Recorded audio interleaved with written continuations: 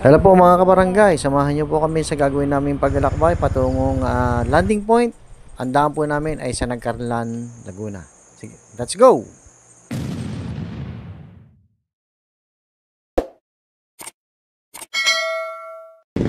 Papakarga muna. Nangaaway po yung ano nyo, sa mirror nyo. Ano na? Nangaaway. Ano nga? Naka, pasensya ka na dyan ha. Dapat pala, naiganto ko eh. Okay, 100 lang muna ang ating ginarga.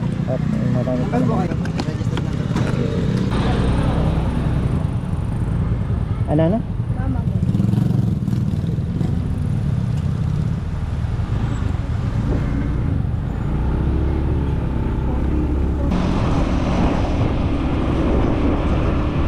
Marami pa naman, kalahati pa naman ito eh. Kaya 100 lang pinakakarga ko.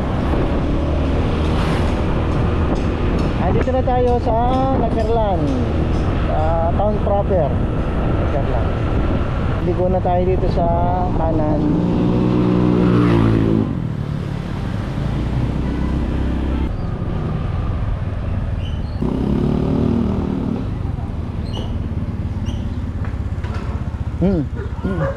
Bali mga kabs, dito tayo mag-uumpisang mag-video, no? O, bagamat nag-umpisa na tayo kanina doon sa nga pala sa sa gasolinahan. Ang pupuntahan natin ngayon ay yung landing point na magandang pasyalan dito sa bayan ng Nagcarlan. Mga ilang minuto, hindi natin alam kung ilang minuto ang magiging biyahe natin kasi first time din namin pupunta ngayon. Napapanood lang namin sa video, no? So ngayon tayo na pupunta, ipapasyal namin kayo. Okay, let's go.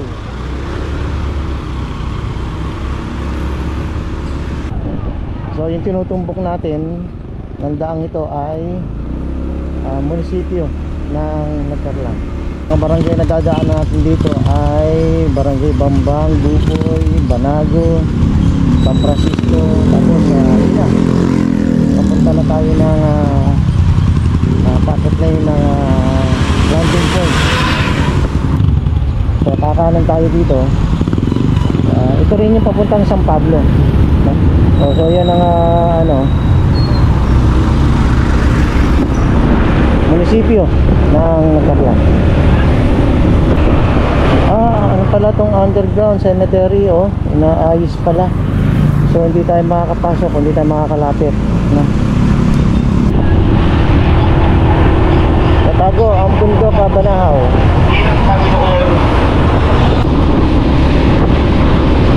So pagdating doon sa kanto, mayroon paliko dyan pakaliwa.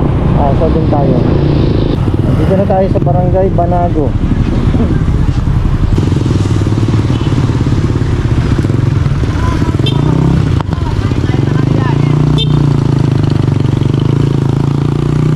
Ito kabisado ko kasi nag-route ako to eh, San Francisco. Ayan o, San Francisco.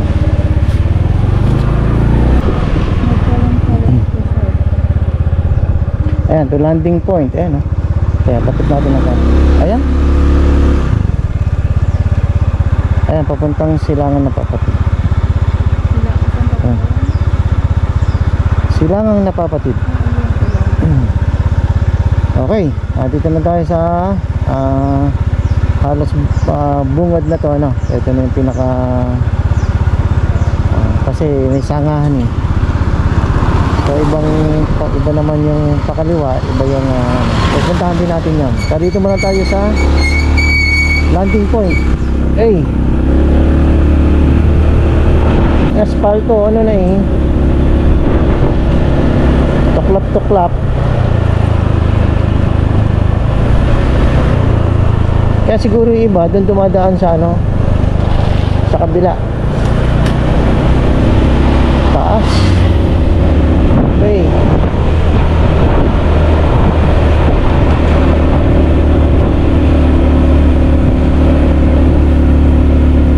Aakit ka ba?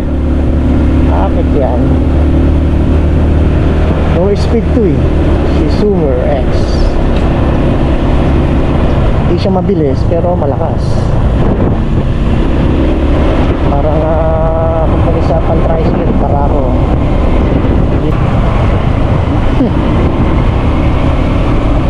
Pero marami ng bahay pala dito.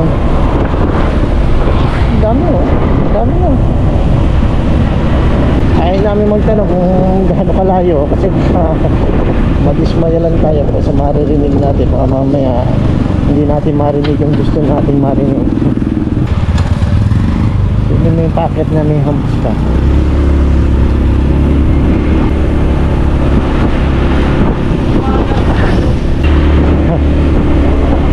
Puro paahon eh.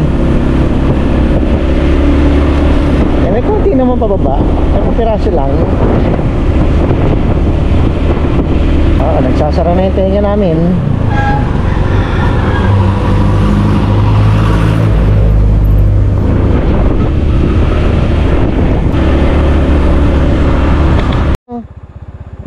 Ingat po kayo, baka may lumusong mabilis.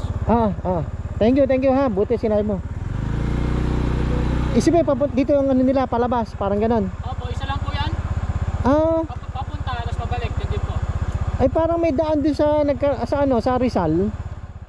Ganun ba? Sige. Thank you ha. Ito na pala, tama-tama yung tigil natin. So may karera pala dito ng bike. Kaya pala marami tayong nakasalubong kanina. At isa lang daw ang daan. Kumbaga saan dead end na, tapos dito lang ang daan. Pero meron kami napanood sa YouTube na banggit niya sa Rizal ang daan. Hindi na namin alam kung gaano katotoo at saan yon.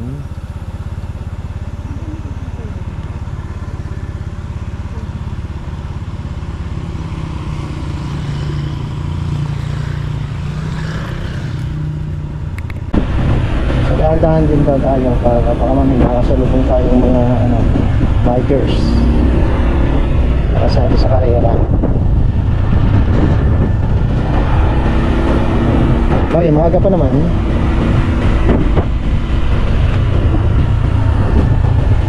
Aga-bara to.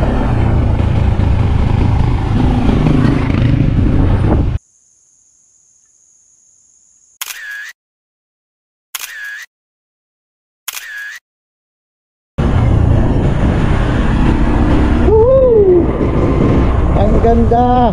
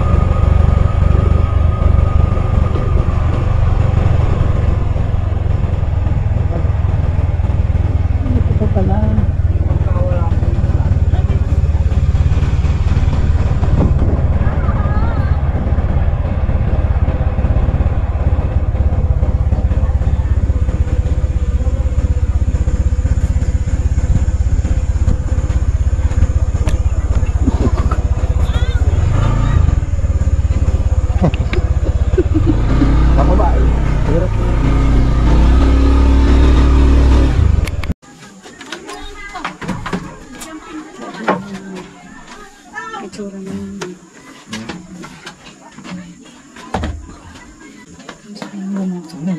Kamatis? Ano pa kung mga mabibili po din? Kamatis, repolyo. Parang available na gulay dyan. May sayote doon, may kahinaan doon. Parang mo kitahapon, mga ba na. Ayun, sayote. Adi, yung kanya-kanya po. Kuha po, parang gano'n.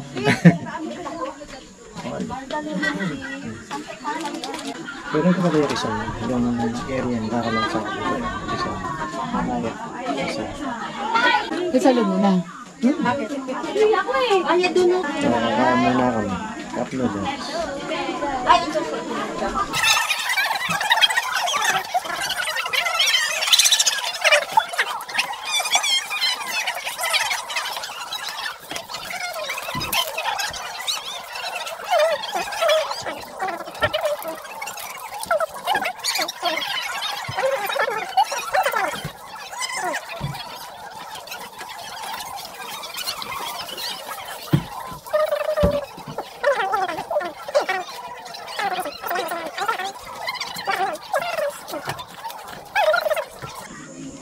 Naging Gotham ba to? Hindi. Kaya ano to? Kay Peter. Malaya. Pero itong ano, ito parang hindi. Oo nga. Yung dinaanan kasi natin Abobukan. Kanya yun.